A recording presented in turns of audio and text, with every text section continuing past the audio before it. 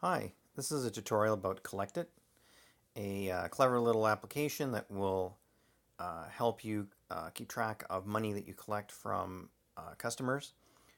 It's designed specifically to be used while you're on the go, whether you're collecting door to door. It can also be used while you're on the phone if you're calling people. But basically, its objective is to get rid of all the tedious record keeping you need to do to keep track of who's paid and who hasn't, and uh, who's left to collect from, um, and yeah, really make that whole process a lot simpler. And yeah, so basically get started. Go right into the application. You can see I've installed it. It's on my desktop here. Um, so I'm going to click Collect It. You can see the first time you go into the application, um, it takes, it tells you you have no data. So I'm going to open up, press the left arrow there and open up the menu. And you can see it has four menu options.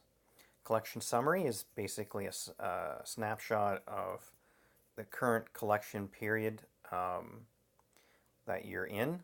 And since I don't have anything set up, it's not showing anything. The second menu option is collect money. And what that does is give you the list of customers who are left to collect from in the current collection period. Okay. The third option, My Customers, as you would expect, it's basically just the list of your customers.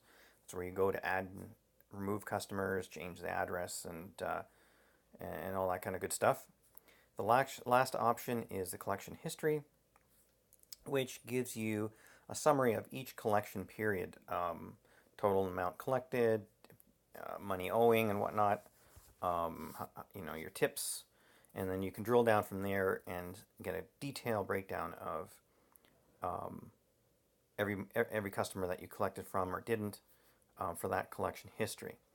So I'm going to cover the different features of the application as I go through the process um, of setting up my customers and then going through and collecting from them.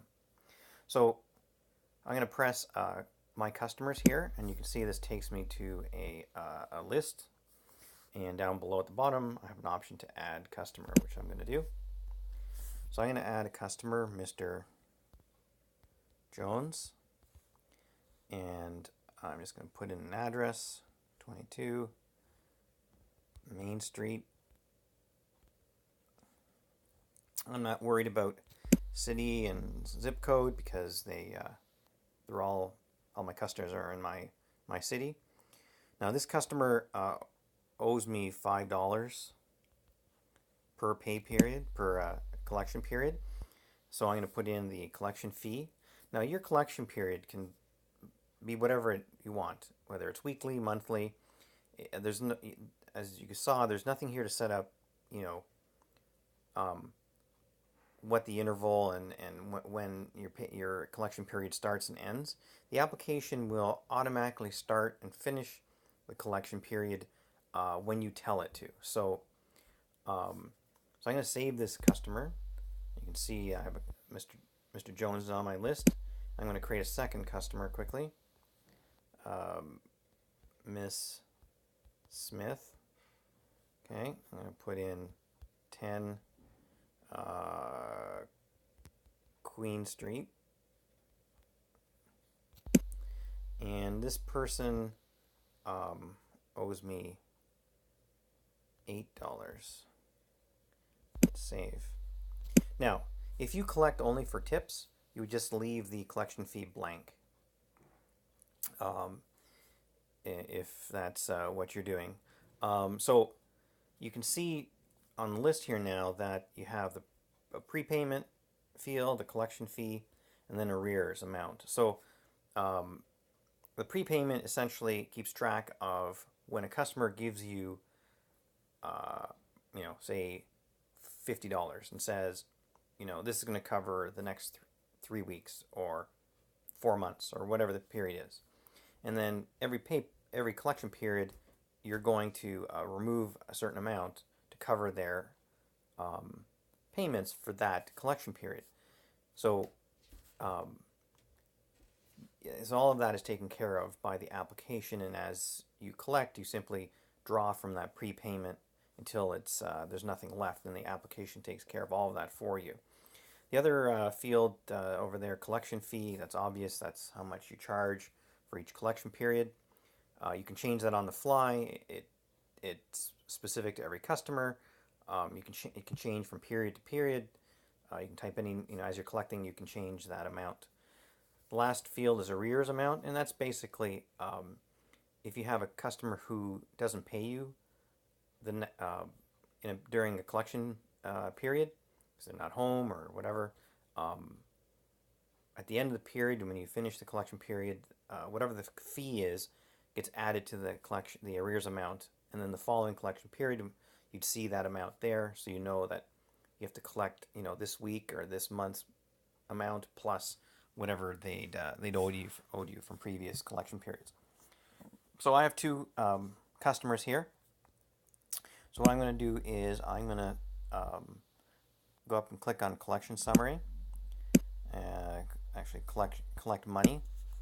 So clicking collect money starts a collection period. Okay. So as soon as I've done that, if I go to collection summary, you can see now that a collection period has been defined, has been set up. And you see the date starts today and goes to today. So if I come back tomorrow and continue collecting, you'll see that it'll say September 11th to September 12th. And it keeps going until either I collect from all of my customers or I choose the stop collecting option that I've displayed up here. So on this summary page, you can see the total amount of fees due, the arrears. Nobody owes me from previous amounts. I haven't collected anything yet. Altogether, there's $13 owing.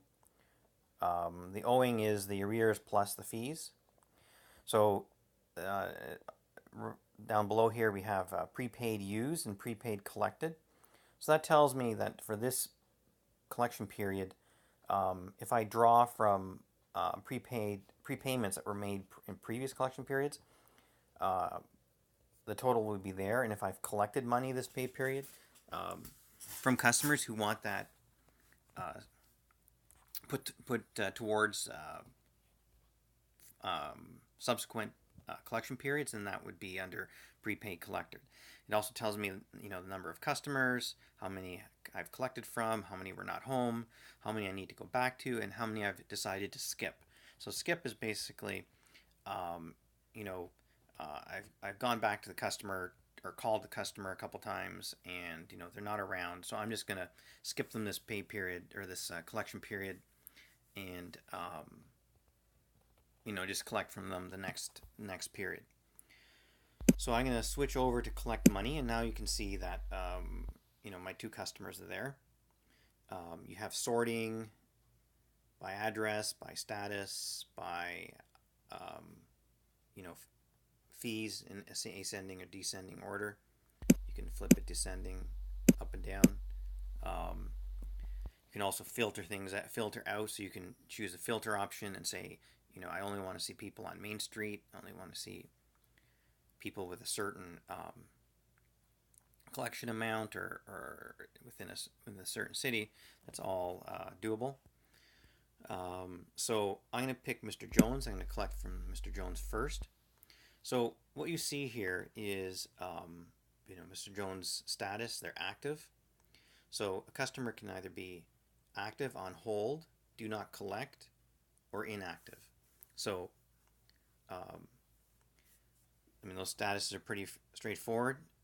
Inactive is essentially someone who's no longer a customer, but in case they're on my route, or they're in my neighborhood, and I may go do work for them again. So I'll just leave that record there, that customer record, so that I have a history in case they become a customer again. But this active customer, they have a collection fee of $5. So there's an orange box around it, which means that I can change it. So if this week or this month, this collection period, I'm going to change the amount because, say, they've asked for something else, or they received some service or product that's different from that. I can change that on the fly, and here you can see the enter the amount collected. So here I will put in, say, $7. Okay, $2 of which was tip. You can see that it automatically calculates the tip for me. Okay, so in this case, I'm done. I basically just hit collect, and I've collected from that customer, and they disappear from the list. So now I have Mrs. Smith left. So I'm going to click on Mrs. Smith, and I've either gone to her house or I've phoned her, and they're not home, or I haven't been able to reach her. So I can press the not home button down below. Okay. The other option I have is to go back. So if Miss Smith tells me, I don't have cash right now, I need to go back another day, you can fill in the go back on date and hit go back. Okay, the last option is skip. And that's what I've described before, where I'm just not going to bother collecting from this person. I know they're on vacation or something, they're not available, so I'll just get them next collection period. So I'm going to hit not home, and you can see now that I'm finished collecting. Now the collection period, you look at the collection summary, and you see everything I've collected. The collection period is not finished, even though there are no customers on my list here. Okay. Now the reason is because somebody wasn't home. So I may go back the next day or a few days later, or even the afternoon, and collect again. So when I open up the drop-down menu, you can see the collect again option right above stop collecting. So collect again is essentially taking another try at collecting from the customers who were not home, or you'd specified go back on another date. So when I did that, you can now see that Mrs. Smith is now up on my list again. Okay, on my collect money list. So I'm going to go back and visit her, and this time she's going to give me $10 with a $2 tip. Okay. Now the box you see down below here, prepay portion, say Mrs. Smith is going to be away next week, so she gives me $20 instead, and is going to put $10 towards prepayment for the following week. So you can see that the application automatically calculated that there's $2 tip. She doesn't owe me anything because she's paid her $8 that she owed me, and now I'm going to hit the collect button. Okay, and now the application has automatically taken me to the history list, and you can see that I have a completed collection period, and you can see the total fees paid. The total amount was collected was $27, $4 in tips, and you can see that there's prepay of $10 was collected. Okay, now when I click on this list, you can see a full detail of not only the money that was collected, but also who wasn't home, if they're put on hold. So you have a full detail of all the activity when you during that collection period. Now I'm going to go back to my customers, and I'm going to pick Mrs. Smith, and I'm going to click on the history tab at the top. Now you can see that I have a history of all of the interaction I've had with this customer. So this is great because it allows you to see when the customer is typically home. If you miss the customer, or if they paid you, there's no worrying about trying to keep track of what happened with the customer 3 months ago, or 6 weeks ago. The other thing that's really handy is that you can add notes as you collect, and even if they're not home, or you can always add notes, and that's stored there. So if you have comments to yourself, you can put that in there as well. Okay, now you can see on the customer details here the prepay amount, the collection fee, the arrears amount, which is 0. I'm going to go back out to collection summary. And what I'm going to do is I'm going to start another collection period. So say it's the following week or the following month. So I'm going to hit collect money. Okay, and so the application knows to start a new collection period. Now, this month, Mr. Jones, okay, is not home. Okay, and I go to Mrs. Smith, and Mrs. Smith is going to only has $5. Okay, so I've collected $3 and I'm owed $5. Now, I know Mr. Smith isn't going to be back this week, so I'm done collecting for this week or this month. So now I'm going to have manually choose stop collecting. Okay, as soon as I do that, you can see I'm now in the history list.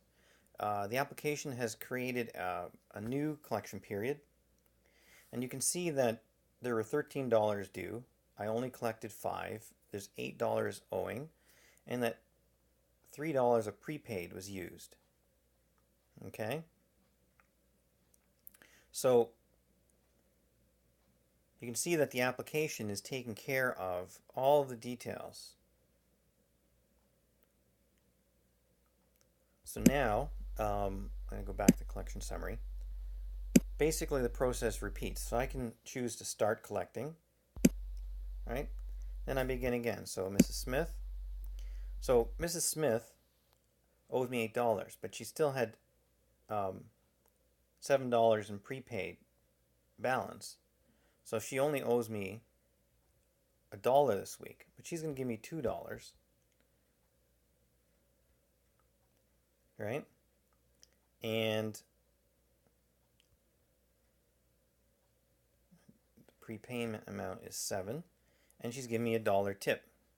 So the application tries to calculate for you, you know, how much is allocated from the prepaid balance, how much is going into the tip, and it's tracking all of that. And then I just hit collect, and I'm done. And I'll go back to Mr. Jones. I'll put in $8. So you can see that because he didn't collect last month, he owed me 10. Now he's paid 8, so he still owes me 2. Right? So you can see how the application is taking all the tedious work that you usually have to do, keeping a track of who's, how much everyone's paid, are they short, and all that kind of stuff. And it just keeps on going, period to period. And that's about it. Yeah, it pretty much handles everything you would want to do collecting from customers. If you have any questions or suggestions, just send an email. The email address is in the App Store, and any good ideas we'd be happy to incorporate into newer versions of future versions of the application. Thanks.